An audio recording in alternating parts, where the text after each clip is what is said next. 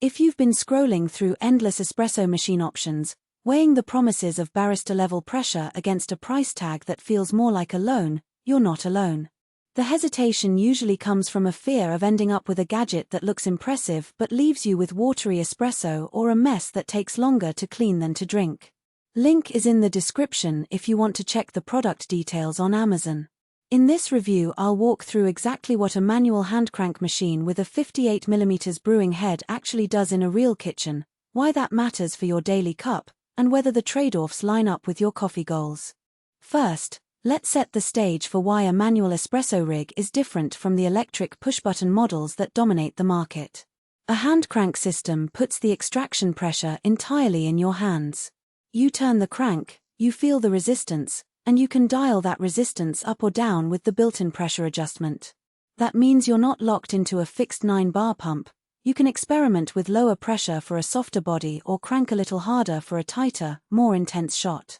The 58mm brewing head matches the diameter of most commercial portafilters, so the coffee puck gets an even flow and you can use the same baskets you'd find in a coffee shop.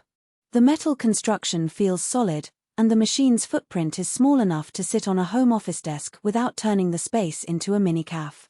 Now, who actually benefits from this kind of control? If you're a coffee enthusiast who enjoys the ritual of dialing in grind size, dose, and extraction pressure, the manual crank gives you a tactile feedback loop that electric machines can't replicate. Imagine you're working from home, you have a half-hour break, and you want to spend those minutes tweaking the shot to hit exactly the sweet spot you tasted yesterday. The crank lets you make micro-adjustments on the fly, and because there's no motor humming, you're not adding extra electricity to your bill. This is also a good fit for people who travel light. The machine has no power cord, just a sturdy metal body and a few small accessories, so you can pack it in a suitcase for a weekend getaway and still pull a decent espresso at a boutique hotel. On the flip side, if you're looking for convenience above all else, the manual approach can feel like a chore. You still have to grind beans, tamp the puck, and then spend a minute or two turning the crank at a steady pace. There's no one-touch option, so if you're the type who wants a latte ready the moment you finish a meeting, you'll likely be frustrated. The learning curve is also real. Beginners may find the pressure adjustment confusing, ending up with under-extracted coffee that tastes sour or over-extracted coffee that's bitter. In practice, many first-time users report spending a few tries just to feel the right resistance, which can be discouraging if you're not patient. Let's talk about the practical strengths that actually show up in day-to-day use. The biggest win is the precision pressure control. Because the crank is linked directly to the piston, you can see the pressure build in real time. A slight change in resistance tells you whether the grind is too fine or too coarse.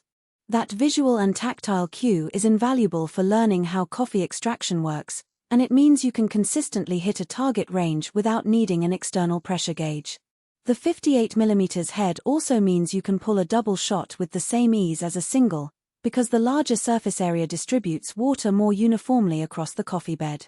For someone who loves milk-based drinks, lattes, cappuccinos, macchiatos, that uniform extraction translates into a richer creamer, which helps the milk blend smoothly and gives the drink that professional look. Another practical benefit is the low-maintenance footprint. Without an electric pump, there are no seals or motors that can wear out over time. Cleaning the group head is as simple as wiping it down after each use, and the metal housing resists the staining you sometimes see on plastic units. Because there's no electricity required, you can place the machine next to a sink or on a countertop without worrying about cord placement or outlet availability. That also makes the device more resilient in small apartments where space and power outlets are at a premium. The weaknesses, however, are just as concrete.